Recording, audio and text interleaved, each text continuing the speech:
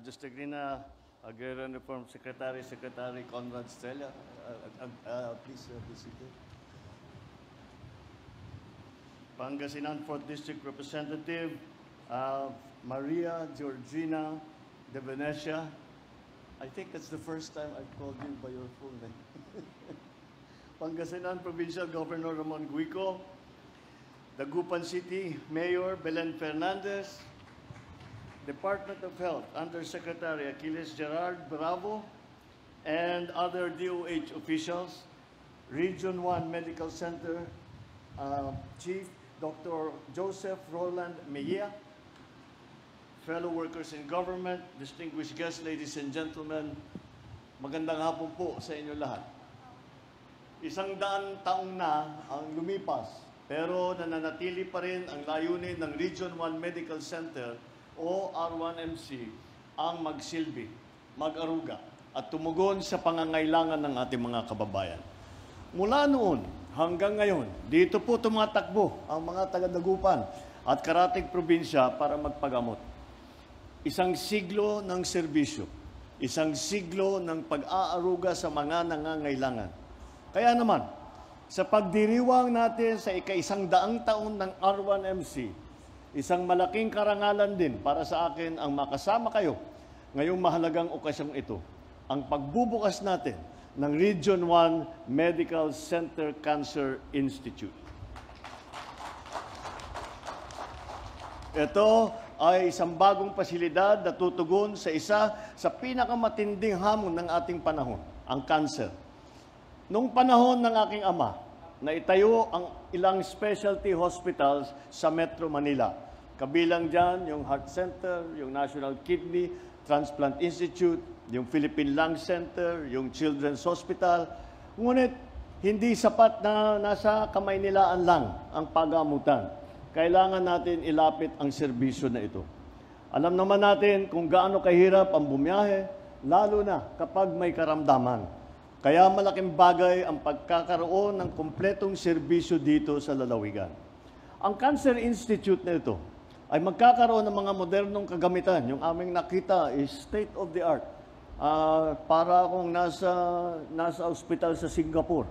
Ganong kabago yung mga modelo na ginamit na naidala rito from Germany at saka karamihan from Germany. No? Buti yan, para maraming matulungan. Ay gumagamit tayo ng lahat ng modernong kagamitan, katulad para sa radiotherapy, ng nuclear medicine, brachytherapy, chemotherapy, at palliative care. Noon pa man, sinabi ko na, kahit anong ganda ng ating ekonomiya, kahit gaano karami ang trabaho o taas ng sweldo, hindi ito nararamdaman ng ating mga kababayan kung may iniindang sakit. Kaya tayo po ay nakatutok sa pagsasaayos ng papalakas ng ating healthcare system. Patuloy po ang administrasyon sa pagtatayo ng DOH Specialty Center. Ito po ay mga unit o departamento sa ospital na may angkop na kasanayan at kagamitan para sa sakit ng puso, sa sakit ng baga, bato, cancer. Ito po ay isang leksyon na natutunan natin nung dumaan tayo sa pandemya. Dahil ang talagang nakatulong sa mga kababayan, lalong-lalo na nung sa simula, nung wala pa natin, hindi pa natin masyadong naunawaan kung ano ba talaga yung COVID, ano ba yung gamot dyan, ano ba yung dapat gawin dyan. Ang mga nakatulong talaga ay yung specialty hospitals. Kasi kahit na specialize sila sa atay, sa kidney, sa heart, pero sa baga, marami silang na binuksan nila ang kanilang mga ospital at doon na nagpuntahan at dahan-dahan natuklasan natin kung paano gamutin ang COVID nung panahon na yon. Ngunit ang maliwanag na naging leksyon dyan ay sabi namin sa Manila lamang. Hindi naman, paano naman yung nasa labas? Dahil pag napuno na yan, kahit na sino hindi na pwede. Tapos yung mga taga-Visayas, yung mga taga-Mindanao, kahit dito sa Luzon, and layo-layo, lalo na nung COVID, ang hirap bumiyahe, paano naman gagawin ng mga nagkasakit? Kaya sabi namin, gawin natin, ikalat natin ang specialty centers, kagaya nitong cancer center na binubuksan natin ngayon. Kaya hindi lang cancer, kung hindi lahat po ng ibang specialty ay gagawin po natin sa mga ospital. Marami pa tayong gagawin para sa cancer. Noong Disyembre, binuksan ko ang OFW Hospital, Bagong Pilipinas Cancer Care Center sa Pampanga naman, upang matugunan ang pangangailangan para sa mas makabagong pagamutan. Ngayon naman, layunin din natin na mas maraming kababayan pa ang mabigyan ng tulong sa hatid ng Cancer Assistance Fund. Ang programang ito ay nagbibigay ng hanggang 150,000 piso na tulong sa cancer patient para sa pagpapagamot at mga diagnostic na test. Paano naman ito makukuha? Dala ang inyong mga medical abstract o reseta o treatment plan. Pumunta lamang po kayo sa isa sa 34 na DOH accredited hospital sa buong bansa. Kabilang na po rito itong R1MC. Sa Maynila, kasama rito ang PGH, hospital na sa PGH at Tondo Medical Center. Sa ibang bahagi ng Luzon, pwede naman po sa Baguio General o sa Bicol Medical Center. Sa Visayas, sa Vicente Soto Medical Center. Sa Cebu, o di kaya sa Eastern Visayas Medical Center naman sa Tacloban. Sa Mindanao, nandyan ang Zamboanga City Medical Center at Amay Pakpak Medical Center. May nakatalaga pong mga social worker or personnel sa bawat ospital na tutulong sa inyo sa pag-assess ng inyong sitwasyon. Kapag naaprubahan po ng ospital ang inyong request, maaari na pong magamit ang tulong pinansyal sa pagamutan. Nakakalungkot na maraming kababayan natin ang hindi alam ang mga programang ito, kaya hindi sila natutulungan. Si SecTed ng Herbosa ng DOH ay maglalabas ng impormasyon na kumpletong listahan ng mga ospital na ito para lahat ng ating mga kababayan na nangangailangan ng tulong o may karamdaman, alam nila kung saan pupunta at para makinabang dito sa mga programang ito.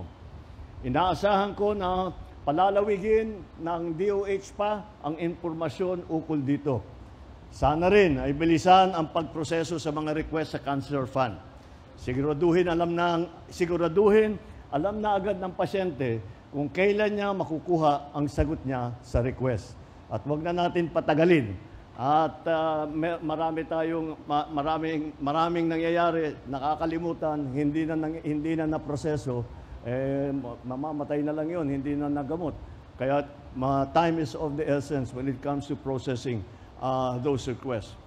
Bukod pa riyan, madagdagan pa sana ang mga ospital na maaaring matakbuhan ng ating kababayan para sa programang ito. Sa paglaban sa cancer, napakahalaga ang early detection at saka early treatment. Kasi mas malaki ang tsansa ng paggaling kung maaga itong madiskubre. Kaya dapat regular tayo magpa-check up at layunin natin gawing madali, maginhawa at mura para sa lahat ng Pilipino ang pagpapakonsulta.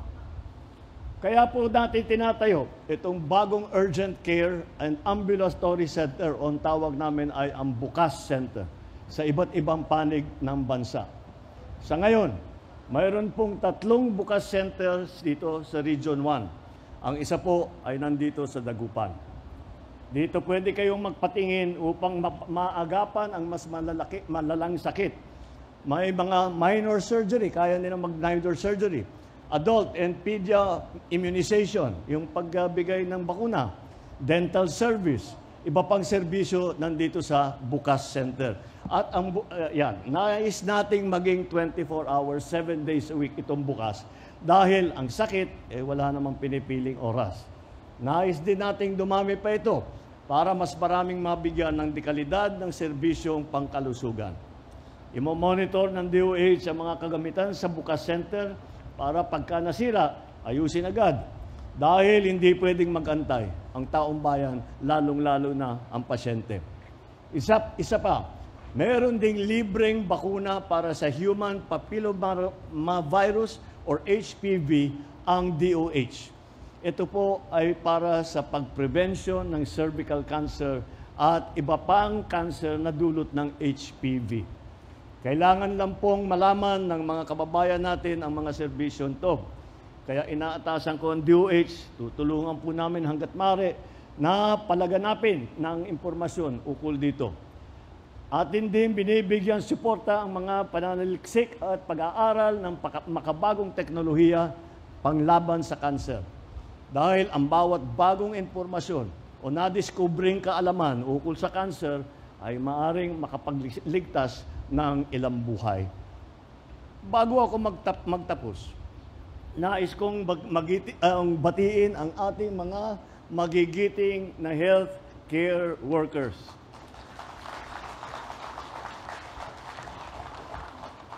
Hindi lang po, dahil po, siguro para sa akin, talagang naging naramdaman ko ito nung ako naman ay natamaan ng COVID, yung unang kong tama ng COVID na medyo kamuntik na ako. Mabuti naman, talagang I have to tell you, kami mga may sakit, na-appreciate namin yung ginawa ng lahat ng mga doktor, lahat ng mga nurse, lahat ng mga medtech, lahat ng mga healthcare workers, lahat, kahit hanggang sa barangay health workers, lahat kayo. Malaking itinulong nyo sa amin at marami sa amin ang hindi nabuhay kundi sa ginawa ninyo.